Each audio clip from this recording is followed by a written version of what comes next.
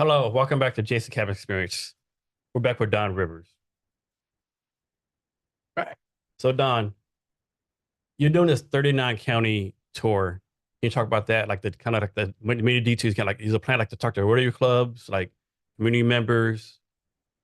Well, I noticed a lot of time elected officials don't get to know the territory, and a lot of community or citizens don't know the vast of the state. That's why a lot of them live here in County. So when I ran for governor in 2020, came second in the party. My goal was to do some traveling, see different areas that I knew not of. And I noticed that people are really to wanting to know that someone cares. It's one thing to take a person's money back, but not hear the person's voice, feel what it took to get that money, make that money. I feel that only right to have a governor that feels that. So I wanted to see if I could institute it into the administration, the opportunity to uh, be able to say, there's certain small businesses that I support and I'll be going to when I get into this county and that county. There are locations and areas that I like that you can meet me at and have a question and answering session, not just because it's campaign time, but because it's realness time. It's time for people to regroup. COVID threw everybody out from the church all the way through. Clergy now have to reorganize themselves as to what ministry really is and how to reach people in vast areas that now are asking questions that they never asked before. All these are quests of opportunities, and then to know what is sustainable in the economical backdrop of every county. What causes that county to move? And some of the first counties that reached out to me was Franklin County, Okanagan County. Uh, I learned that Okanagan County was full of surveyors and people that could help us put a new freeway together that's needed. We now need another freeway to relieve some of the anguish of all the freeways that we have. They're outdated and too many are traveling on it. As our population increase, our ability to update our infrastructure is important. And that's why we're doing such a heavy move towards getting the light rail together. But the taxation in that has to change so that those that felt the pain all the time gets relieved of it as it goes further. Do you already have your schedule set out? Like when you go to these 39 counties, is that public already so people know when you're going to be there? No, we haven't put it public yet. We're about to do that. What I'm looking to do is get that information out and be it on the website. Um, and we will be talking, having opportunities for question and answering in each area. What I've done is we started in Vancouver, the border of Vancouver, BC, Whatcom County, and put signs there and moved all the way up to Everett and put signs. Then we went to Vashon Island. We went to Bainbridge Island, put signs there, and heard from all the people in those areas. And then we're moving next to um, Vancouver, uh, Washington area. I think that's Thurston County or Clark County. I think it's It might be, Thurston. yeah. And then back toward uh, King County that way, hit the counties over in that area. And then lastly, we would do the Spokane. So next question, what's your take on like how do we improve mental health and or senior care? Like I think they're two separate issues, right? But talk about mental care and senior care. So You want me to talk about mental health, mental care, or which one you want to start with? What do you want to talk about? Let's talk about the fine, the $100 million fine for not having the proper mental institution or program in the state. A lot of our felons come from that. A lot of our atrocities come from not being astute in the area of mental illness to really uh, have grassroots to know when it's starting and when it's failing. There's a starting point of how a person thinks, how a child thinks, how they react. They can give you a pattern. I even think that pattern needs to be shown every time a child moves to another grade or a different level of schooling from elementary to junior high to high school. There should be a mental wellness package that goes with it of sustainability to know the child um, so we can vet that child properly. Hats off to all the teachers. I really look at that now. They earn the money they get, and we owe them money now because they're not paid enough. But as a governor, education and the education system is my responsibility. So, looking at the mental aspects of it would be how do we get the proper mental care to a child that's acting out or not understanding their actions, period, and don't notice it? How does a parent be open about their family and those mental problems in the family? When it comes to the $100 million fine, I'm looking at putting together an amendment and ask for a reduction of the fine. Surely we could use 50 to 75 million of that 100 million to develop a proper institution that has 5 different clinics around the state of Washington. Everybody can't go over to Western Washington when there's a serious problem or a small problem. We need to have better locations where we can get to the problem at hand and a lot of it stop a lot of it beforehand. I say that because being a student in school, I know areas of people that went certain ways that didn't have to go that way. And because there was nobody there to vet them, they ended up a criminal.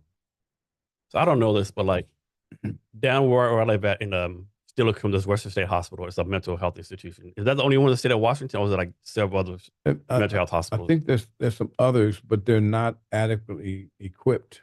I know Western State's always in news, like getting Right. fined or like Mhm. some ADHD comes in and like they're inadequate care. Like ever since I've been here. No one's wanted to tackle it. Remember, we have had elected officials, politicians per se, people in office per se, that didn't think that was a viable problem. But I know of a young man that spent 25 years behind bars when he should have been evaluated within 5 years in a mental institution and released.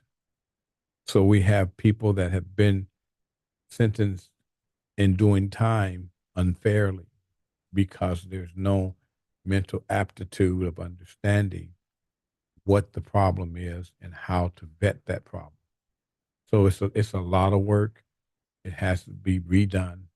It's going to take more than the 75 to 50 million that I'm asking to be fined to be reduced. It's going to take another, possibly another billion or close to it, 700 million to really get an adequate facilities because there are a lot of people that can be saved in that area that are falling through the cracks and they don't have to. They shouldn't have to. Yeah, back to police real fast. One thing I think is not fair, like we expect policemen like fight crime, be mental health people, right? And they're not trained to do it, right? No, police are not trained. A lot of policing works in the area of a record. And the record of a person is not necessarily the person at that time. And so the whole format of policing has went the wrong way. You've heard times when police go to areas and they draw on a gun and they didn't have to. That needs to be something that's worked on. So next, talk about I think it's called rent control. Like, of course, Seattle's a big problem where all these like tech people come in, rent goes up. Because, like, example, like we're now in Pioneer Square. This is a hub zone, right? Supposed to be an economic disadvantaged area. However, I have two friends that live in the area. One friend pays $2,500 a month for a 600 square foot apartment. Someone else pays 3,000, like 800, right? Obviously, that's like way too much money, right? So, what you take a rent control is like, should the government get involved in that kind of stuff? Like, how do you? And the second part of the question, like during COVID, we had a lot of people didn't have to pay no rent, right? Because of COVID, right? But the people on the houses, they had to stay out of pay, right? Was there any kind of relief for these people? Because like they're not taking their rent, they're losing money. I don't know if there's relief for them or not. The whole situation has to be rethought. Um, there were a lot of owners that missed profit um, and had to take a loss. But there's profit in it's profit, there's gain, and there's losses in any business you do. Uh, it is for the opportunity of that owner to try to vet some of the sting by being ahead of it. One thing to be current and present is another thing to be forth thinking and think into the future of what's going on. COVID lasted a long time. A lot of things could have been done, ideas from my mindset that could have helped those that were in the area paying rent to pay that rent. And on the same time, the government is at fault also. They passed out money, and it was like a fear factor when they passed the money out, and they didn't properly vet it. No mentoring, no monitoring of the funds that they passed out. Why would you pass out money to individuals and then they don't pay their rent? So it's not the owner's fault as much as it is the government's fault because it was free money. And then a lot of times, even when you did the stimulus checks, you didn't let people know that they had to claim it on their taxes later. Um, a lot of that threw people off. So COVID was a scary time, wasn't thought out properly, but we learn from our mistakes and we do better. Um, there are bigger crises coming, and we have to prepare for those crises. More than a mudslide, more than a flood, more than an earthquake. It's how to how do we help people to be sustainable and understand you don't always live above your means. You have to live sometime within your means in order to have something that means anything at all. Yes. You bring a good point. Like you, other politicians will get asked all these questions, like, how you gonna handle different emergencies, right? But the fact remains, like, whoever gets elected, emergencies gonna come up. You have no idea, bro, right? No It idea. might be an earthquake, fire, economic collapse. So having said that, what's your plan like to like deal with crisis? Well, let me put it. Martin Luther King said he had a dream. I don't do much dreaming, but you have to go to sleep.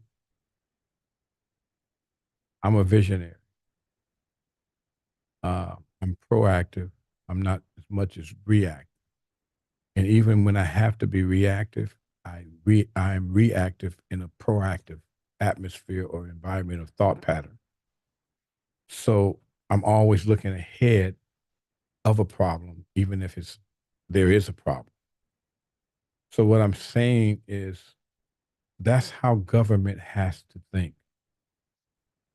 It's easy to come to the rescue, but you must understand when you come to the rescue, you're going to be dealing with those that have lost their lives in the time that it took you to come.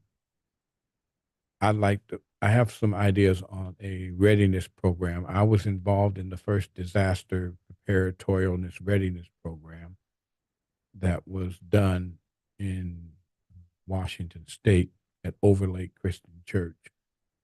And when I walked in on the mock uh, layout that they put together, I had to say to them, stop, redo this, because you didn't consider people of color. You didn't consider the aspects of everyone. And it we started over and took a broader sense of understanding of what's needed. Um, that means our fire department is going to have to be active. Our churches are going to have to be activated and active. Um, the Catholic Church has always been there in some sort of area of crisis to help government out. And we have to sustain an opportunity to use those areas more often and creating a new opportunity to get ready for the future of whatever comes. So obviously, I have no knowledge about this. I'm presuming the state office of governor is a high stress job, right? And so the people of Washington deserve someone who's like kind of healthish, right? So how do you take care of yourself? How do you make sure like you take care of yourself, you know, physically, mentally, spiritually? Prayer and supplication. Um, I don't resolve problems. I ask for problems to be resolved. I pray that problems to be resolved. Um, I keep a group around me of advisors that helps me understand the weight. It's like a weightlifter.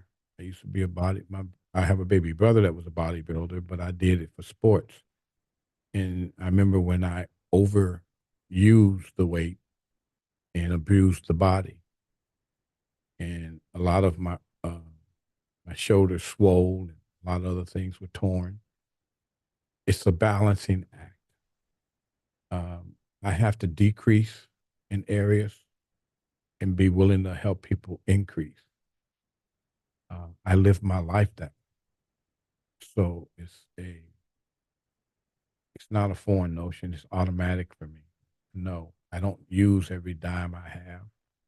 I don't look to save every dime I get. But I do understand there are things that I would desire, there are things that I need, and there are things that I'm going to automatically just want to Yeah. have. And you have to balance that all out. And it's the same thing when it comes to stress. I would love to be there that of every parent that has lost a child in a shooting, an accident, but that's where you have others that are on your team to represent you to do that. So it's about delegating as well. So last question before you get out of here. What can the people of Washington expect from you if when you're the governor? They can expect to have a governor that has always um, been there to resolve problems. I've given the state of Washington 50 years of my life. I came here a young, sprouty young man, able to leap tall buildings, and I didn't do it in a single bound, but I did it. And as a seasoned early senior, I have an understanding where I can't leap, I can walk around it, get involved with it. So you will have a governor that looks to be there for you, can't answer every call, but would like to let you know that you have been heard, that I will listen to you, I will learn from it, and I will continually look for ways to lead you to be successful and have a quality way of life. Don, is the best way for people to reach out to you in your campaign? Just go to your website. I'm guessing all your social media and stuff is on your website. People out. Exactly. It's all Okay. there. Everything will be there. They'll be adding different pictures that we move around. Uh, we're asking for donations to buy signs because there's 39 counties. So we have to make sure that we put signs in those counties. And it's small donations that helps us to move along. And not only do we want to get the word out, we want people to reach out and we want them to know we want to use their funds wisely. And those that we don't use, we definitely will make sure you have it back or that we don't take it. It's just time to clean Washington. It's a sweep clean. It's time to clean Washington State up. and let's do things the right way. For 4 years, I can guarantee you. Yes. Don, forget if there's anything else you want to say to anyone or anyone to talk about. I'm so happy that I've been able to live my life in Washington to this time of 50 years of, being here. I've seen the growth. I've seen the Nordstroms be successful. I've seen the Pay and Save Corporation be not successful. I've watched those lead us and make a profit, those take a loss. And I've watched people grow, watched people fail. But through it all, we're still here to do positive things for everyone that we possibly can. And we have to develop a program for those that are coming in. It's not just come to Washington State and not be known of. When you come to Washington State, we want to know you're here. We want to know what you bring in that's positive to help. And if you just bring in negativity in or crime, we got something for you. Trust me. I mean this with my heart. We got something for you. Because we don't believe in crime. We believe in an opportunity for people to prosper. So you will have a governor that definitely loves to look out for the seniors, loves to listen to the seniors, and loves to love people. Don, thanks for your time today. I really appreciate it. Thank you, Jason. Thank you. Appreciate you. And to our listeners, thank you for your time as well. Remember to be great every day.